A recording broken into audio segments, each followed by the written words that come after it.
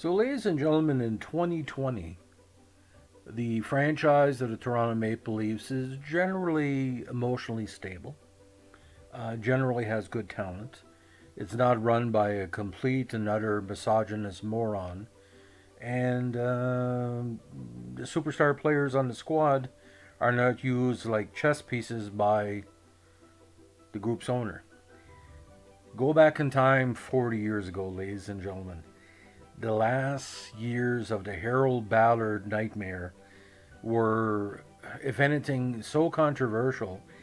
The best captain of Toronto in more than a decade, the best natural athlete they had in more than a decade, and the best goalie they had in more than a decade were either traded, alienated, or basically made a fool of. Now, in the 1980 season, Daryl Sittler, 79-80 season, Daryl Sittler was on the outs from management because his good friend Lanny McDonald was traded for a bucket of pucks to Colorado for Wilf Paymont and I forget the other no names. Anyway, completely bizarre trade. Toronto had enough of a talent base. They made it to the semifinals in 1978, played Montreal again in the 79 quarterfinals, lost both times, but Toronto was a nice top five team going into the 1980s. Now, in the 1980 season, uh, Sittler was like completely pissed off. They finished 11th place overall and lost in the playoffs to the Minnesota North Stars.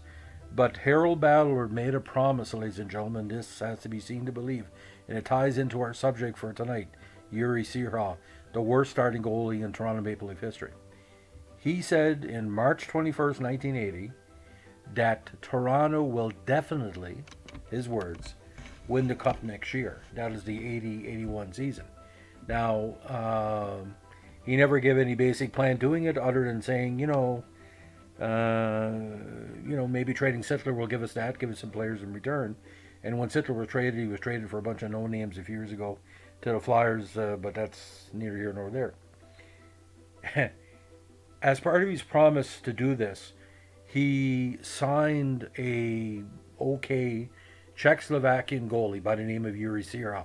Now, Crha had some success in the Czech leagues. He wasn't the best goalie in Czechoslovakia. Czech and Druzella were stalwarts for years, going back to 72 and 76. And for some reason, at the same time, uh, he, how do you say, was a backup literally for Mike Palmateer. Now, at the time, Mike Palmateer had shown in the 1970s he was a money goalie. Yes, he was suffering from injuries. But Palmateer's big problem was he won a long-term contract with Toronto, 5 years for $500,000. Now, $100,000 a year in the early 80s might be considered a lot of money, but I think Palmateer was worth it. He was a true number one.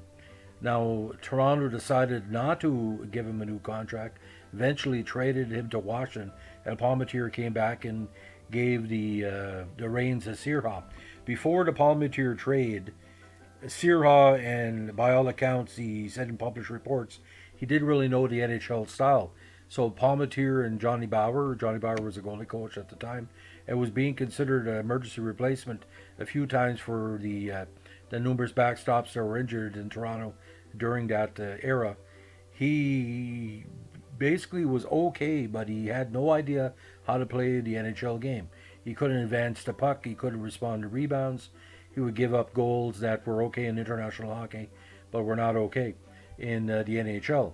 Another problem too, his helmet choices were totally bizarre. He had this kind of Neapolitan helmet that he carried over from his international playing days. He went with what he called Billy Smith mask for a while until he had a traditional Toronto Maple Leaf. Now, he was okay. He would have been a good backup to Mike Palmateer, but under Harold Ballard's brains, he felt, Ballard said, "Well, I made that promise that we're going to win the cup," and he couldn't do it. Now, in that guaranteed year, Crha went 20-11 with a 4.7 average, which was totally normal for the time. And he did lose to the eventual Stanley Cup champions that year, the New York Islanders. But I think Jiri Crha was an example of where Ballard was just doing things to buck the trend. He didn't want to pay Sittler, didn't want to pay McDonald, didn't want to pay Palmetier or Turnbull or Tiger Williams, who he traded in the early 80s. Continuous moronic choices. Again, Mike Palmetier in net, Ian Turnbull on defense, leading the defense.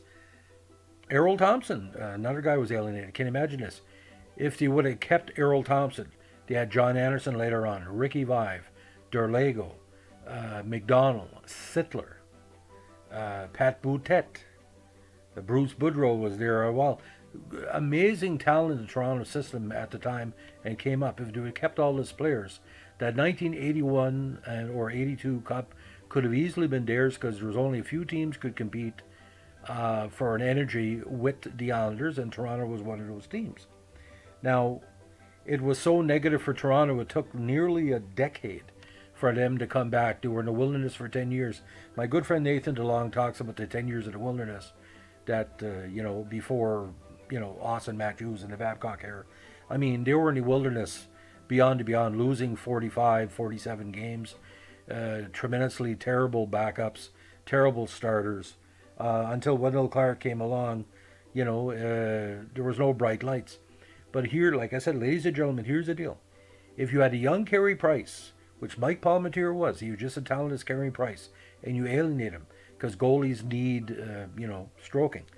Just because Ballard had a fascination with European players, and Vaclav Nedomansky, Ingar Hammerstrong, Borje Salming, a few others had come over, had great success, didn't mean Jiri Crha, who was a backup for the national team. He wasn't the star player. He was a backup. He was like the Janacek for the 80 U.S. Olympic team. Again, I watched him play. He was not of NHL caliber, a good AHL style player, but he couldn't play the NHL game. He had no movement. He wouldn't play the angles correctly. He didn't even know how to talk to the referees or his fellow teammates. And although he played 500 hockey for 81, the Ballard Cup year, guaranteed Cup year, they needed Mike Palmetier. They didn't need Jiri Crha. They could have traded for another quality goalie, Wayne Stevenson. And Toronto tried Bunny Larocque for a while. Larocque was okay, but still a backup. Needed a good starter, like a Jim Rutherford style or Gilles Melange. Why not Gilles Melange? He could play with any team. Tom Barrasso was coming up. But what was ironic about this, the Flyers and the Canadians had interest in Jiri Crha before Toronto signed. So Ballard might have been ego. Harold Ballard is the Donald Trump of the NHL. The parallels are enormous. And anybody thinks that Harold Ballard and Donald Trump... Hey, I said in a previous podcast, Justin Trudeau was probably Castro's son. Maybe Donald Trump is Harold Ballard's son. It's the way they go on. They have no sense of what they're doing. They have no understanding. They have no filter. Misogynists, racists, anti-women. But one guy has the finger on the nuclear weapon button, and Harold Ballard just had the finger on Maple Leaf Gardens, which was technically Canada's rink for a while, besides the Forum. But anyway, Jiri Crha, I heard he's a nice guy, and after he no longer played with Toronto, he was in a German league for quite a number of years, and he had a good career. But like I said, the number 2 of a national team should not be number 1 for a team that's considered Canada's team for many, many people across Canada. English Canada look at Toronto as Canada's team. And you put a backup Czechoslovakian defector rather than Mike Palmetier, rather than, somebody else. Anyway, on this really, really a strange day where half of southern New Brunswick went without power for a few hours a day, we wish you best of luck. And don't forget, Florenceville Collectors Club have an upcoming show coming up in Florenceville, 3rd week of March, and we're going to have an update on that as well. Maybe it'll be some Jiri Crha rookie cards to be given away easily, because you couldn't give away Jiri Crha cards back in the day. Have a good day.